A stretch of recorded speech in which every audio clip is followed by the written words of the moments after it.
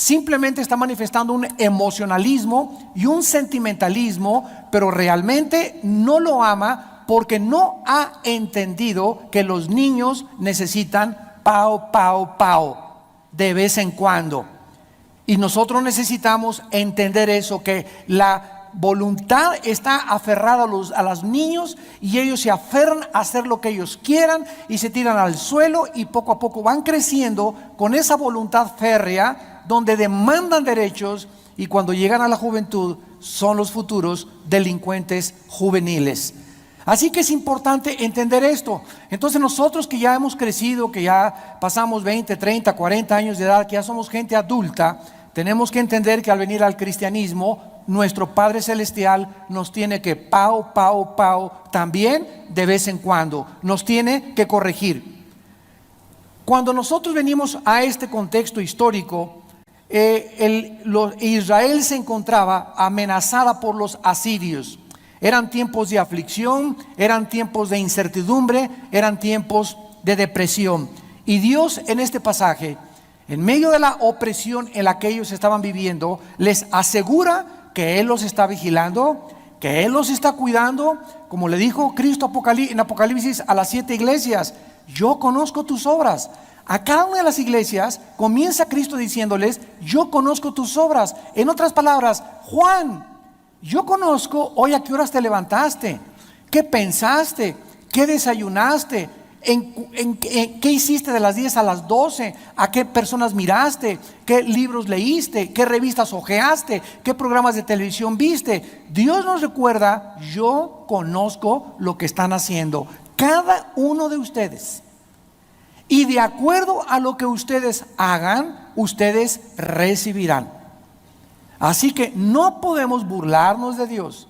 Si nosotros estamos viviendo la mayor parte de la vida con nuestros pensamientos enfocados en Dios, pensando en cosas espirituales, amando a la gente, no transando a la gente, no engañando a la gente, viviendo para las ovejas, abrazando a la gente, etcétera, etcétera, Dios nos recompensa.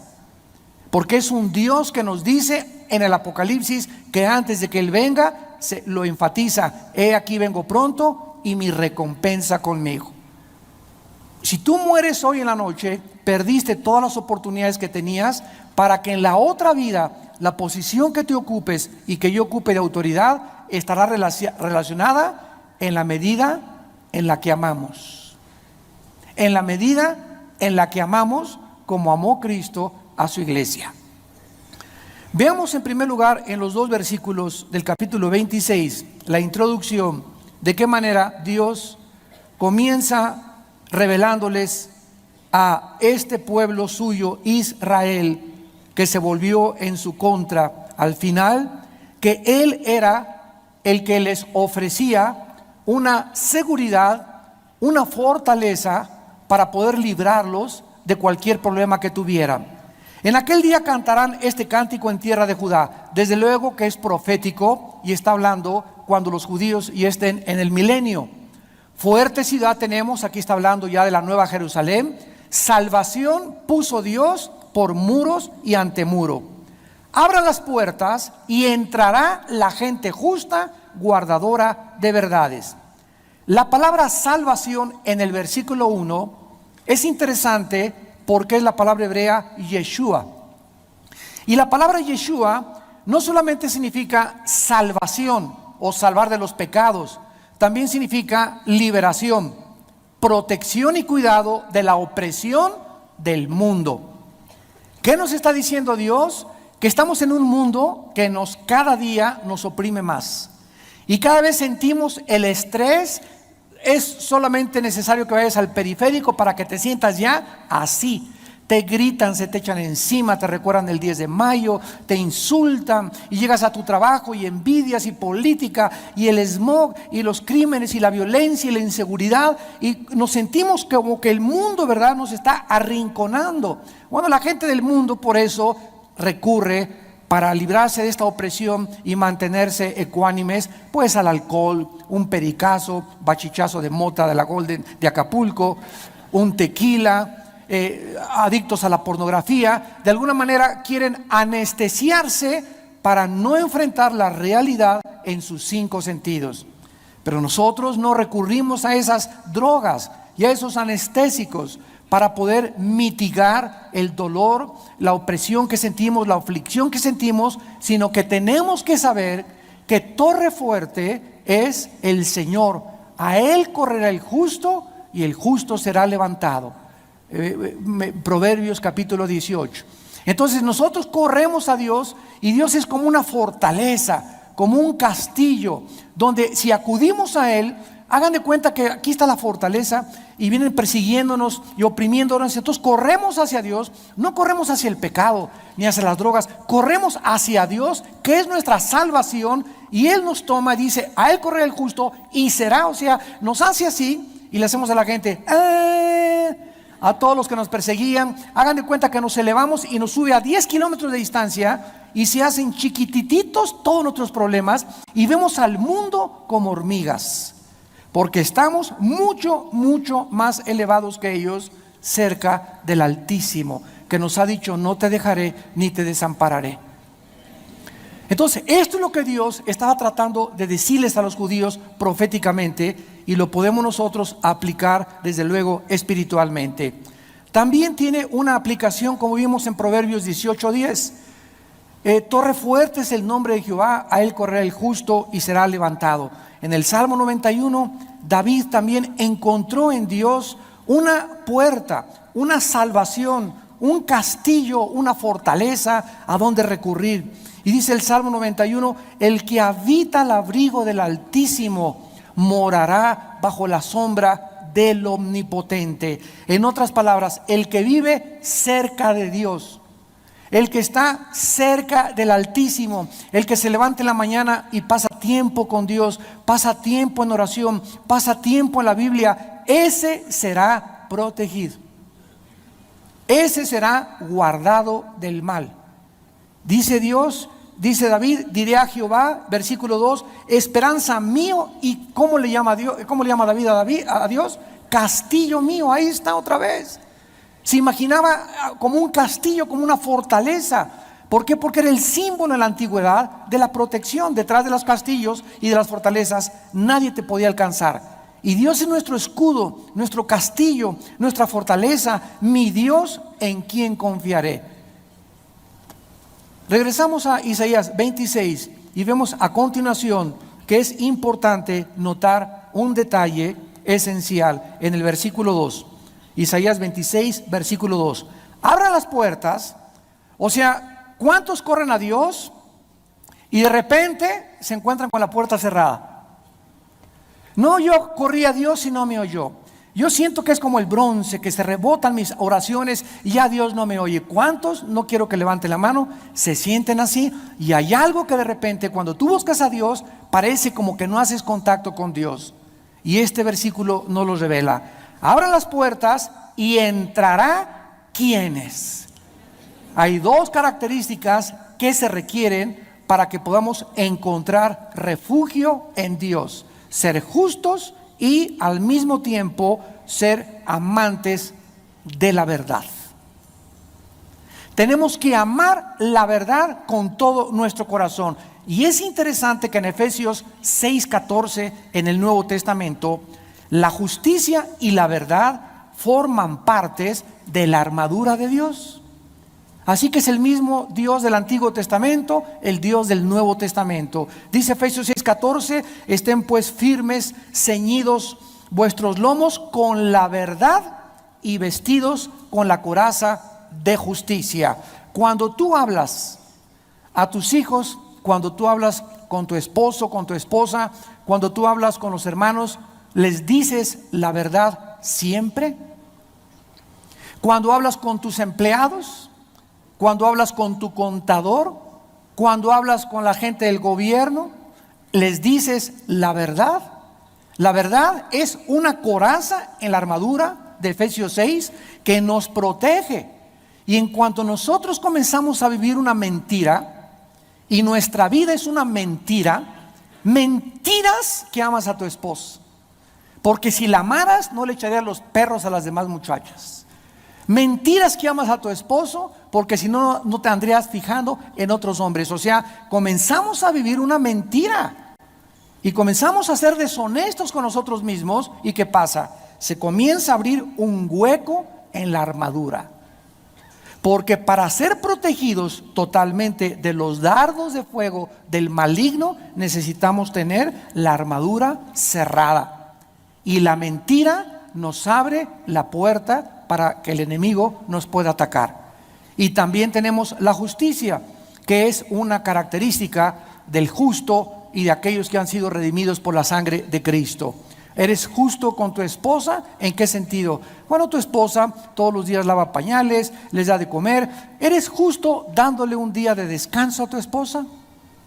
Y le digas el domingo: mi amor, hoy vamos a ir a la iglesia y mira, ahí venden unas enchiladas ricas en la iglesia, no hagas desayuno, no laves ni nada, y nos vamos a ir pues a los tacos de enfrente, y nos vamos pues a caminar a Chapultepec, nos vamos a ir en taxi o lo que sea, pero no quiero que hagas nada ahora, mi amor. Quiero que descanses de los niños, y quiero amarte hoy, quiero darte flores, y quiero cantarte el corrido de que ya llegué. ¿Eres justo con tus hijos? Cuando tienen buenas calificaciones, les cumple las promesas. ¿Eres justo con tus empleados? ¿Les pagas horas extras que demanda la ley a tus empleados? ¿Les pagas vacaciones? ¿Les pagas aguinaldo? ¿Eres justo en tu vida? Cuando no hay justicia, es la parte que nos cubre la espalda de la armadura de Dios. Y cuando comenzamos a ser injustos con la gente por la cual Dios dio su vida en la cruz, comenzamos a abrirle un agujero en la espalda para que el enemigo también se nos venga por ahí. Por eso dice en el Isaías 26: abran las puertas y entrará la gente justa y guardadora de verdades. En segundo lugar, dice el versículo 3 y el versículo 4: tú guardarás en completa paz, absoluta y total. ¿A quiénes? A aquellos cuyo pensamiento, cuyos propósitos, cuyos planes que se forman en la mente, en ti perseveran. ¿Por qué los vas a guardar en completa paz? Simplemente porque confían en ti. La palabra paz es la palabra más linda del hebreo. ¿Sabían ustedes? Es la palabra shalom. Cuando los judíos se saludan, siempre dicen shalom shalem. En otras palabras, que tengas abundante paz, o que la paz sea contigo. Y la palabra shalom, vean lo que significa: paz, descanso, sin preocupación, tranquilidad, bienestar, seguridad, confianza, reposo y prosperidad. Y no necesariamente tiene que ser económica. Así que toda esta gama de palabras representa la palabra shalom. Vamos por orden. Cuando nosotros recibimos a Cristo como nuestro Salvador, la Biblia dice en Romanos 5 que éramos enemigos de Dios. Yo enemigo si yo iba a misa, hermano, yo iba a la iglesia. Eras enemigo de Dios porque aunque tenías una religión, no hacías lo que Dios te mandaba. Así que de nada te sirve decir soy cristiano, cuando no haces lo que Dios te manda. Entonces éramos enemigos de Dios. Y Dios no nos podía tener como amigos tampoco, aunque Él nos amaba, ¿verdad? Porque Él ama, ¿verdad?, al mundo, que dio a su Hijo en la cruz para pagar por nuestros pecados. Entonces cuando tú recibes a Cristo, Él entra a tu vida y dice en Romanos 5:1: justificados por la fe, tenemos paz para con Dios por medio de nuestro Señor Jesucristo. Para que nosotros pudiéramos aceptar y estar en paz con Dios, y ya no eres, Señor, quiero ser tu amigo y darte la mano, antes su justicia tenía que ser cumplida. Y como tú eres injusto y como yo soy injusto, alguien vino y nos regaló, nos imputó su justicia, que es Jesucristo. Entonces esa justicia no es mía. Es como un día les conté, ¿verdad? Es como este saco que traigo aquí cubriéndome, pero este saco solamente me cubre, pero no es mío, ¿verdad? No forma parte de mi cuerpo, sino que solamente me cubre. Entonces Cristo, al recibir a Cristo, Dios me cubre, nos envuelve en una justicia que no es de nosotros, que es de su Hijo Jesucristo. Por eso Cristo tenía que guardar la ley, para que al llegar al Calvario Dios lo aceptara como el sacrificio perfecto, porque no podían tener defecto los sacrificios, y decir: has cumplido mi ley, eres el único justo desde los tiempos de Adán y Eva. Fuera de Cristo, dice Romanos 3:10, no hay justo ni Santa Teresita. Ni el Papa, ni Abraham, ni Isaac, ni Jacob, nadie absolutamente, ni San Crisóstomo, ni San Anselmo, ni San Cirindano, no hay nadie que haya sido justo más que Jesucristo. Todos hemos fallado, todos fuimos destituidos de la gloria de Dios, y esa justicia Dios me la da. Al darme la justicia y al vestirme Dios con Jesucristo en la justicia de Él, entonces yo me hago amigo de Dios, tengo paz con Dios, para con Dios, por lo que hizo Jesucristo. Muy bien, ya soy cristiano. Ahora, siendo cristiano, necesito la paz de Dios. Recibimos la paz con Dios, ahora necesitamos la paz de Dios. Ahora todos los días necesito que esa paz que Jesucristo nos prometió en Juan 14, mi paz les dejo, mi paz les doy, no como el mundo la da, sino de una forma sobrenatural, quiero que se quede con ustedes para que vuestro gozo sea cumplido. Esa paz la necesitas para vivir. Es un infierno vivir sin paz. Necesito paz para hacer negocios. Necesito paz para resolver los problemas familiares. Necesito paz para educar a los muchachos. Necesito paz para ser pastor, para poder tener mi fábrica, mi puesto de tacos, en mi taller. En todas las circunstancias necesitamos paz. ¿Qué es lo contrario de paz? Agitación, estrés, acelerado, ira, enojo, y bajo estas características no tomes decisiones, porque te vas a lamentar. Ahora, para tener esa paz, yo necesito forzosamente ser justo y tener la verdad de Dios y vivir en la palabra, porque lo dice aquí: tú guardarás en completa paz a aquel cuyo pensamiento en ti persevera. ¿A quién guardará Dios? ¿A quién cuidará Dios? ¿A quién mantendrá Dios en medio de la turbulencia que vivimos, tranquilo, seguro, con esperanza, sin estrés, sin ansiedad, sin recurrir a Prozac, ni Valium, ni Equanil, ni alcohol, ni drogas, porque tienes algo mucho más grande dentro de ti que te da esa paz? Aquellos que piensan continuamente en Él. ¿Qué porcentaje del día piensas en Dios? Haz un cálculo honesto en tu vida. Ayer sábado, ¿cuántas horas de las 18 horas que tenemos diarias, porque 8 horas las pasamos dormidos, de todo ese tiempo, cuántas horas? Calcúlale si tienes por lo menos mínimo 2 horas diarias en las que dedicas 2 horas diarias a pensar en Dios, en la Biblia, en memorizar, en orar. 2 horas que hayas apartado totalmente para estar en la palabra y en oración con Dios. 2 horas diarias es lo mínimo que un cristiano puede tener. Entonces, ¿por qué llegas? Hermano, ore por mí, póngame la mano, tómeme al suelo, sáneme.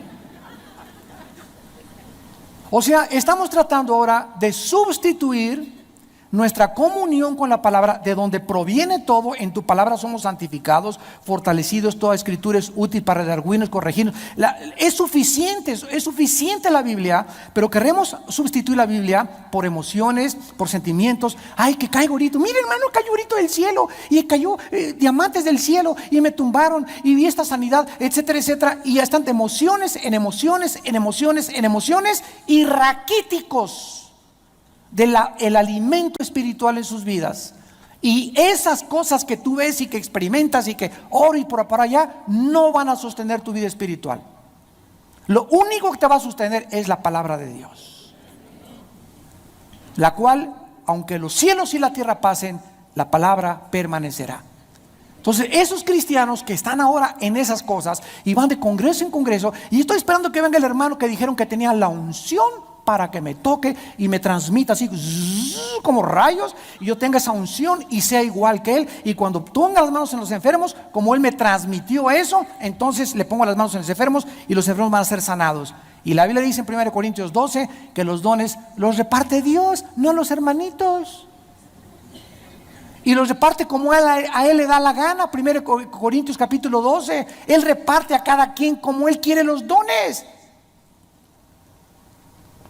Pero cuando ignoramos la palabra, comenzamos a sustituirla por cosas que van tarde o temprano a traerte problemas en tu vida. En Isaías 32, versículo 17, lo dice claramente otra vez la Biblia. Isaías 32, 17. El efecto de la justicia será paz. ¿Por qué no hay paz en el mundo? Aquí está la respuesta en la Biblia. Ahí están los sociólogos y los antropólogos y los economistas. Y cómo la paz no es que es la delincuencia, es el crimen organizado, es la bolsa de valores, es el dólar, es la inestabilidad. Y el mundo está buscando por todos lados, en las ramas, es esa rama, no es esa rama la solución, y el problema está en la raíz del árbol, por lo cual el fruto está naciendo podrido. ¿Por qué no hay paz en el mundo? Simplemente la Biblia les contesta a todos los economistas, sociólogos, antropólogos: porque no hay justicia. Los jueces se venden, los magistrados se venden, los políticos se venden, los papas se venden, los religiosos se venden. Ahora todo es intereses monetarios, dinero. Si me conviene, y si tienes dinero eres mi amigo. Si tienes una iglesia grande, me interesa ser tu amigo porque me invitas a predicar y me va a dar una buena ofrenda. Y comenzamos a ser inundados por los intereses y comenzamos a volvernos injustos. Y este es el resultado por lo cual el mundo se encuentra hirviendo como una olla express a punto de reventar. Porque no hay justicia en las naciones, en las escuelas, en los juzgados, en las familias. Los esposos no son justos con su esposa, muchas mujeres no son justas con sus hijos. Y este es el resultado de que no haya paz en el mundo. Porque el efecto de la justicia, la consecuencia después de que haya justicia, es la paz. Ahora, ¿por qué no hay paz en el Medio Oriente? Entre los judíos y entre los árabes. ¿Por qué? Porque no hay justicia. Hasta que reciban al Mesías, va a haber paz en el Medio Oriente.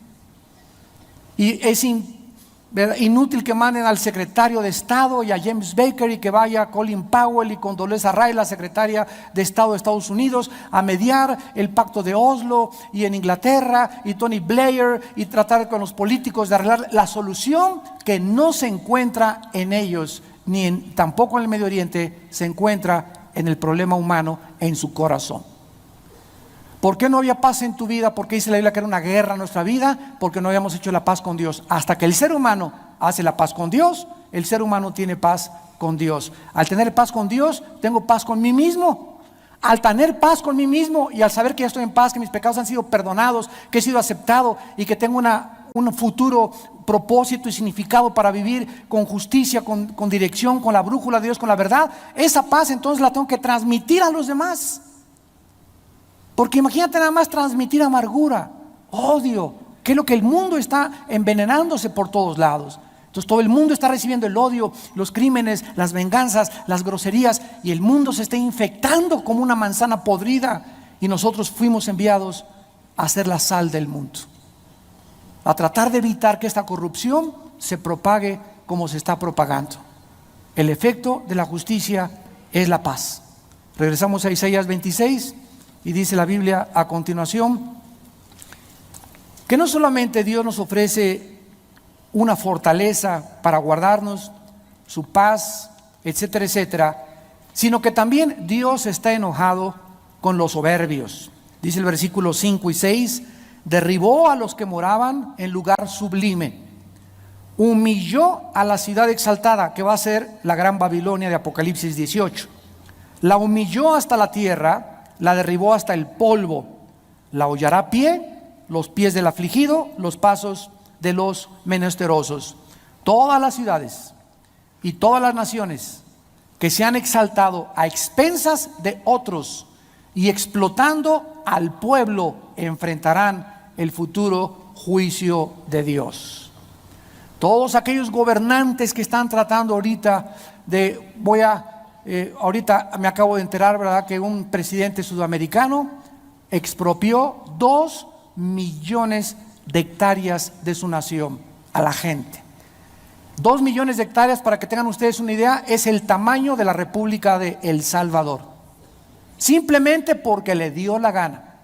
y ya expropió la televisión y el radio y por todos lados y tratando de controlar todo y nadie me va a decir nada y los que están en contra de mí fuera de nuestra nación, y así es como el mundo está comenzando a ser gobernado otra vez, como lo hizo Hitler, como lo hizo Stalin, como lo hizo Lenin, como lo hicieron los Césares romanos, como lo han hecho todos los grandes hombres dictadores del futuro que han creído que el pueblo son sus siervos, cuando las autoridades han sido puestas por Dios para servir al pueblo. Y es lo mismo, ¿verdad? También en las iglesias. Yo siempre que tengo congresos de pastores les digo a mis hermanos pastores, nosotros tenemos autoridad, cuidémonos del autoritarismo, que son dos cosas diferentes. Una cosa es que tengas autoridad y otra cosa es que tu autoridad la perviertas y te conviertas en autoritario. Padres de familia debemos de ser autoridad con nuestros hijos, pero cuando te vuelves autoritario es cuando no dejas hablar a nadie y cállese y tiene que ser así porque yo digo, y no escuchas consejo, no eres paciente, no eres sobrio, no eres indulgente en escuchar, no tienes el desarrollo del arte de escuchar a la gente, etcétera, etcétera, no tienes compasión, te vuelves autoritario y te vuelves un dictador, porque el autoritario y el dictador son primos hermanos. Forman parte de los mismos coyotes de la misma loma, como dicen en mi tierra. Dios odia a los soberbios porque la soberbia es actuar independientemente de Dios. ¿Cuántos de nosotros creemos que el soberbio es aquel que anda así, ¿no? Y que mira a todos los demás? Bueno, ese es presumido, vanidoso, baboso. El soberbio, no necesitas tener esa actitud así para demostrar que eres soberbio. Si tú te levantas una mañana y no oras y no buscas a Dios en la Biblia, ¿qué estás manifestando sin hablar y sin palabras?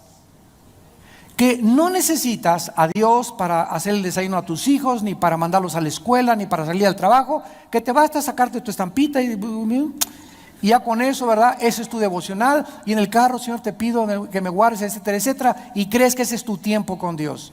Esa es la soberbia. El creer que somos independientes de Dios, que tenemos la sabiduría, la fortaleza, la paz que necesitamos para poder enfrentar la vida. Y esa paz, esa fortaleza, esa seguridad nos las da nuestra comunión con este libro.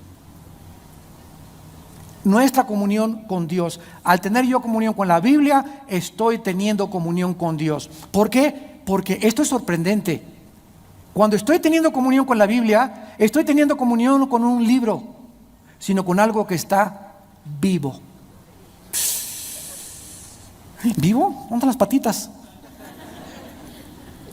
La palabra de Dios es viva. Efesios 4:12, viva. Mis palabras son vida. Juan capítulo 6, y son espíritu. Entonces cuando tengo comunión con Dios, estoy teniendo con algo que está vivificando mi vida interior. La palabra entra y me da paz, me reanima, me fortalece, me santifica, me aparta para Dios, me da esperanza, me da seguridad, porque es el alimento que mi espíritu necesita para transmitirlo a mi mente. Mi mente, al recibir de mi espíritu, comienza mi mente a tener paz, a ser ordenada, y mi cuerpo comienza a convertirse en el siervo de mi mente, de mis pensamientos y de mi espíritu. Entonces, si tú no tienes esta comunión con esta palabra y no has descubierto el poder vivo que tiene la Biblia, buscas sustitutos. Y buscas otra cosa que te dé eso que estás buscando, que Dios ya nos dijo: escudriñen las Escrituras, porque en ellas tenéis la vida eterna. Santifícalos en tu palabra, porque tu palabra es verdad. De día y de noche, Josué, medita en mi libro de la ley. Tu palabra es verdad. Tú guardarás en completa paz aquel cuyo pensamiento en ti persevera. Todo es la Biblia, la Biblia, la Biblia. Y esta Biblia, que es tan poderosa, se está alejando de las iglesias, de los predicadores, de las convenciones, de los congresos, y ahora hay más psiquiatría, psicología, tumbar, sanidades, cosas que no tienen que ver absolutamente nada con el poder de Dios. Y esto es lo que Dios odia, el orgullo de la gente de creer que podemos tener algo más que le dé el lugar a su palabra. Vemos en el versículo 9, 8 y 9, el 9 en adelante: con mi alma Con mi alma te he deseado en la noche, y en tanto que me dure el espíritu dentro de mí, madrugaré a buscarte. ¿Quién creen ustedes que está hablando en el versículo 9? Jesús. ¿Qué hizo cuando estaba en la cruz? En tus manos encomiendo mi espíritu. Es importantísimo teológicamente analizar este versículo, porque dice que mientras nos dure el espíritu, es para que en la madrugada podamos nosotros buscar a Dios. Como dice el Salmo 5:3, de mañana me levantaré y te buscaré, Señor. Cristo, Marcos 1:35, se levantaba de mañana, se iba a un lugar desierto antes de que amaneciera a tener comunión con Dios. Esto significa que la madrugada es el tiempo más importante para tener comunión con Dios. En segundo lugar, nos habla de que el espíritu que tenemos dentro de nosotros es temporal. No mi espíritu, el Espíritu Santo.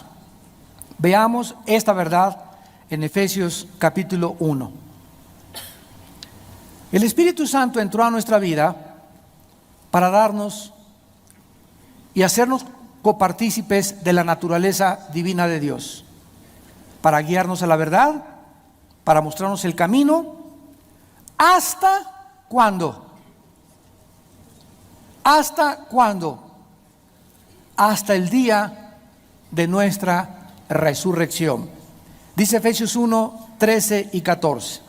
En él también vosotros, habiendo oído la palabra de verdad, el evangelio de vuestra salvación, y habiendo creído, fueron sellados con el Espíritu Santo de la promesa. ¿Quiénes son los que tienen el sello de Dios? Los que oyeron y creyeron las buenas noticias de que Cristo en la cruz pagó por nuestros pecados.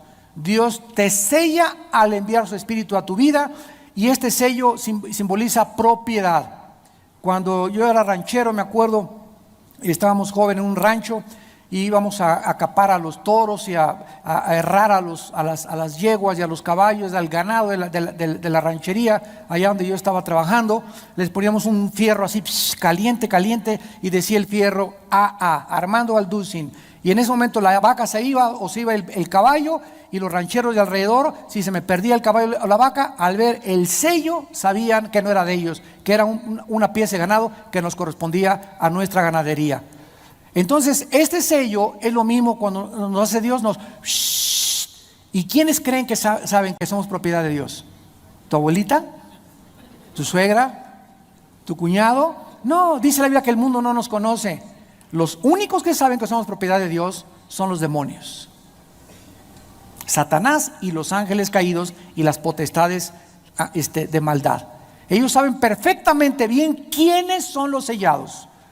Cuando Pablo llegó a una ciudad en el libro de los Hechos, sacó a unos demonios, y llegaron otros hijos del sacerdote Seba y sacaron a los demonios, y les dijeron a los demonios: ¿ustedes quiénes son? Los despeinaron, les quitaron la corbata, les quitaron los zapatos, los escupieron, los arrastraron. Los demonios los hicieron como quisieron, y le dijeron los endemoniados a estos tontos que creían que podían tener el poder de Dios: a Pablo conocemos, pero ustedes ¿quiénes son?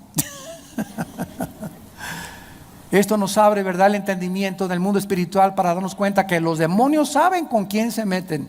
Los demonios saben quién está sellado y quién está ungido con el Espíritu de Dios, y no pueden ellos acercarse a nosotros hasta que nos quitamos la verdad y la justicia de nuestra espalda. Dice la Biblia también aquí en Efesios que el Espíritu Santo es las arras, versículo 14. Esta palabra arrabón en el griego, arrabón significa garantía. Cuando yo me casé, aquí tengo en el lado izquierdo de mi dedo un anillo, que es el anillo de bodas. Aquí traigo la fecha de nuestra boda y el nombre de mi amada esposa. Entonces el juez por lo civil, ¿verdad?, ya nos casó, etcétera, etcétera, y ya me pone ella el anillo, y el anillo significa que es la garantía. Este anillo es una garantía de que ya no soy soltero. que ya no puedo andar de rojo verde, ni echándole los perros a otra muchacha, ni a otra mujer, etcétera, etcétera, porque me haría tonto, ¿verdad? Comenzaría a vivir una mentira. Y ya Dios me decía, pues ok, si quieres, sigue creyéndote Rambo y síguete creyendo John Travolta, ¿verdad? Pero sabes una cosa, que estás abriendo tu armadura y no soy responsable de que vas a perder la paz, vas a perder problemas, vas a tener problemas en tu trabajo, te va a comenzar a ir como en feria, porque estoy demandando de tu vida que le seas fiel a tu esposa hasta que la muerte los separe. Entonces, este anillo es la garantía de que debo de serle fiel a mi esposa, ella debe serle fiel a mí. Dios pone su espíritu para garantizarnos que somos su propiedad, que ni la muerte, ni los ángeles, ni lo porvenir, ni lo invisible, ni ninguna otra cosa creada nos podrá nunca separar de su amor eterno que es en Cristo Jesús.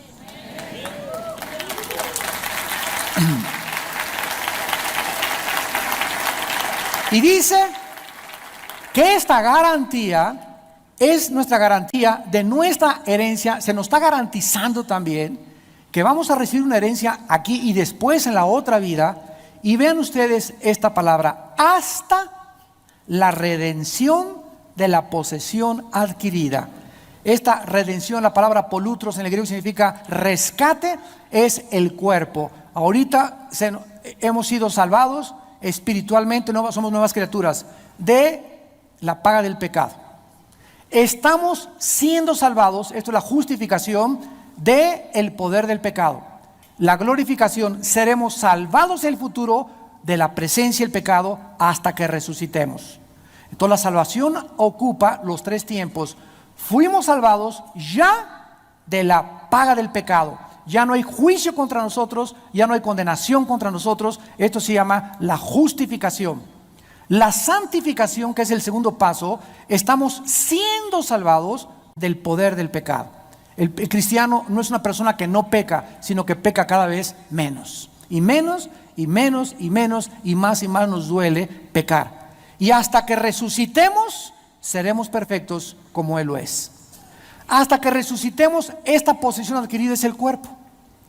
Nuestro cuerpo trae al Espíritu Santo porque es el templo y es la garantía. Hasta que sea redimido, rescatado el cuerpo y glorificado, hasta entonces el Espíritu Santo se va a salir y se va con Dios, porque ya no lo vamos a necesitar. Seremos como Jesús.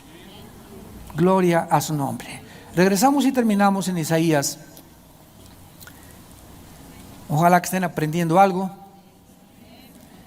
Y dice en el versículo 9, la última parte: luego que hay juicios tuyos en la tierra, luego que viene Katrina y Ike y las Torres Gemelas y el temblor del 85 y la bolsa de valores cae y el dólar y el petróleo y la contaminación de los aires y de los mares y las amenazas, entonces los moradores del mundo comienzan a portarse disque bien. Y vino el 11 de septiembre y todos los americanos en todos los estados de la Unión Americana llenaron, atiborraron las iglesias. Septiembre, octubre, noviembre, diciembre, enero, febrero y en marzo estaban al 50%. Abril y mayo al 40% y en junio quedaron otra vez con la congregación original.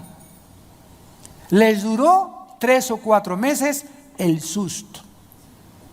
Y así pasa con el corazón del ser humano, que desgraciadamente cuando viene un juicio, sí, Diosito Santo, sí, choqué, estoy en la cárcel, ahora sí me acuerdo de ti. Pero cuando nosotros realmente buscamos a Dios, es cuando nosotros aprendemos la justicia. Dice el versículo 10: se mostrará piedad al malvado y no aprenderá justicia. O sea, decimos vulgarmente, los que ya son mala leche,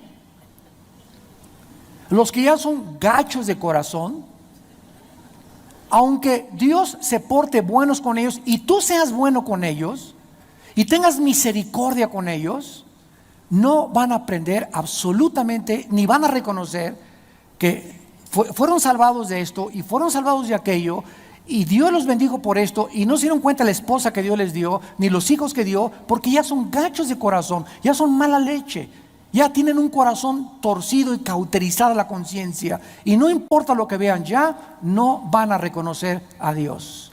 Aunque se les muestre misericordia, dice la Biblia, no aprenderán la justicia. Y esta es ya la cuenta regresiva de personas que ya en vida están condenadas. Esta es la condenación, dice Juan capítulo 3, que la luz vino al mundo y los hombres amaron más las tinieblas que la luz. En tierra de rectitud hará iniquidad y no mirará a la majestad de Jehová. Jehová, tu mano está alzada, y ahorita, ¿quién puede dudar? Yo hace 4 días fui entrevistado con mi esposa Marta en la cadena de televisión Enlace ahí en Dallas. Nos habló el director de la cadena de televisión y nos dijo: quiero entrevistarlos a ustedes dos. Y yo le comencé a comentar, ¿verdad?, que los juicios están cayendo ya en el mundo de una forma intempestiva. ¿Quién puede dudar ahorita los problemas del Medio Oriente? Irán, Siria, juntándose para borrar del mapa a Israel. El problema económico en Europa, el problema económico en Estados Unidos, que está a punto ya de sucumbir económicamente, la alta corrupción y criminalidad y violencia en México, 7 gobiernos otra vez comunistas en Latinoamérica. ¿Quién puede, que los fenómenos climatológicos, los huracanes, las cosas, los temblores, todo lo que está pasando en el mundo, quién podría ser tan tonto de seguir, aleluya, aleluya, no pasa nada? ¿Quién podría ser tan tonto de evadir la responsabilidad que tenemos de continuar predicando la palabra de Dios? ¿Cómo podíamos ser tan tontos y tan ciegos y tan sordos de no darnos cuenta que Dios está comenzando ya con la antesala de la tribulación? Estamos entrando ya a la tribulación, o a la antesala de la tribulación, y de repente se van a venir los fenómenos y los climas y los huracanes ya grado 4, grado 5, van a comenzar a devastar, se van a venir los maremotos, los tsunamis, y el mundo, ¿verdad?, que siga evadiendo, como dice aquí, se mostrará piedad ahorita, y ahorita Dios está deteniendo los juicios, pero no quieren hacer caso, quieren seguir viviendo para ellos mismos. Y nadie vive para sí mismo, sino para aquel que dio su vida por nosotros en una cruz. Jehová, tu mano está alzada, pero ellos no ven. Se repite la historia. Verán el fin y se avergonzarán los que envidian a tu pueblo, y a tus enemigos fuego los consumirá. Tú nos darás paz, porque hiciste en nosotros todas nuestras obras. La única seguridad que tenemos nosotros, verdaderamente, de que nuestras obras son de Dios, es con su paz en nuestro corazón. ¿Tienes tú en este momento una vida tranquila? ¿Te acuestas con una conciencia tranquila de que no hay nada en tu vida que ha ofendido a Dios? ¿Estás totalmente satisfecho con tu matrimonio, con tu fidelidad a tu matrimonio, a tus hijos? Puedes decir en esta noche: Señor, si tú me llevas hoy a las 5 de la tarde y te entrego cuentas a las 7 de la noche en el cielo, te puedo decir: Padre, hice con mis hijos lo que pude, fui responsable con ellos, a mi esposa la amé, fui justo con mis empleados. ¿Qué cuentas? En cualquier momento que tú mueras y que yo muera, estamos delante de la presencia de Dios para siempre. Y ya no hay necesidad. ¿Me das permiso de regresar a confesarme? Ya se acabó eso. Ya en la eternidad después de muerte está establecido el juicio. Y solamente no hay purgatorio, no hay transmigración de almas. Es después de la muerte, te vas al cielo con el Señor y regresamos a la tierra a reinar con Él, o te vas al centro de la tierra, al infierno, por los siglos de los siglos de los siglos. Llores, más que es el chicle, te burles, eso no me interesa. La verdad son palabras fieles y verdaderas. Y algún día, como